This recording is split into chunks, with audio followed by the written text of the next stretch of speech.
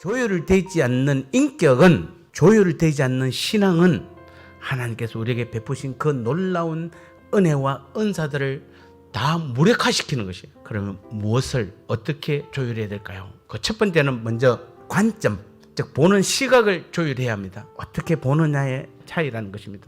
인생은 해석이에요. 내가 그 환경을 어떤 관점으로 해석하느냐가 우리의 삶의 질을 결정하는 것이에요. 많은 사람들이 환경이 자기의 삶의 질을 좌우한다고 생각합니다. 그래서 환경을 탓하고 자기 팔자를 탓합니다.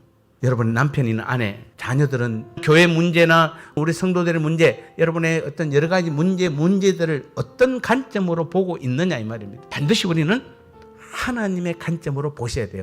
우리는 하나님 나라의 백성이고 하나님의 자녀잖아요.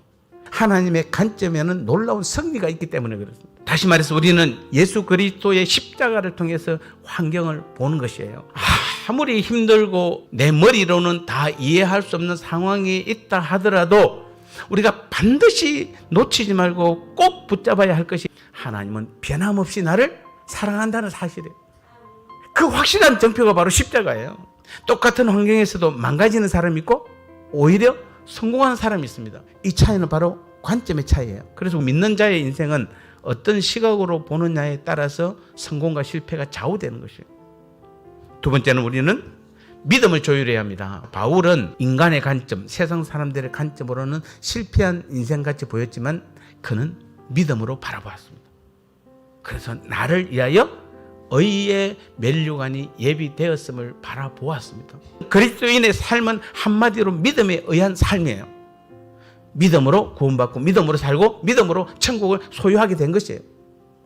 하나님께서 말씀하신 것은 반드시 이루신다는 것을 알고 전적으로 하나님을 신뢰하는 것이, 그것이 믿음이에요. 그래서 하나님께서 말씀하실 때에 끝까지 우리는 주님을 따라가야 하는 것입니다. 끝까지 가봐야 승리가 있습니다. 하나님의 명령대로 순종했더니 하나님은 진짜 말씀대로 이루시는 분이시구나, 능력이 하나님이시구나, 구체적으로 내 삶을 이끄시는 하나님이시구나, 그분 안에는 모든 전략이 다 들어있구나, 하나님은 다 계획이 있구나, 이것을 경험한 것이에요. 세 번째는 우리는 관계를 조율해야 됩니다. 신앙이 가장 힘들 때는 하나님과의 관계에 어려움이 있을 때입니다. 삶이 힘들 때는 사람과의 관계에 어려움이 있을 때입니다. 가족끼리 또는 성도 간에, 또 직장이나 사업 파트너 간에 불편한 관계가 있습니까? 오늘부터 더 이상 미루지 마시고 먼저 그 관계를 조율하시기 바랍니다. 사람과의 관계에서 섭섭한 사람이 있으면 안 돼요. 미운 사람이 없어야 합니다. 용서하지 못한 사람이 없어야 돼요. 또 내가 용서를 빌어야 될 사람에게는 반드시 용서를 구해야 하는 것이에요. 새해를 새롭게 하나님의 은혜 가운데 시작하기 위해서는 반드시 잘못된 관계를 회복하셔야 돼요.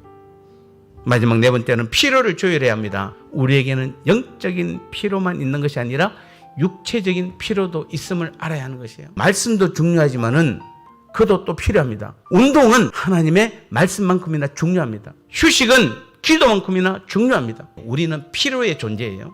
지난 한 해 여러분의 부족한 부분이 무엇이었습니까? 올해 여러분이 진정 필요한 부분이 무엇인지를 다시 한번 보시기 바랍니다. 이 한 해 우리가 꼭 잡고 가야 될 이 네 가지를 다시 한번 점검해 보시고 느슨해질 때마다 새롭게 투닝하시기 바랍니다.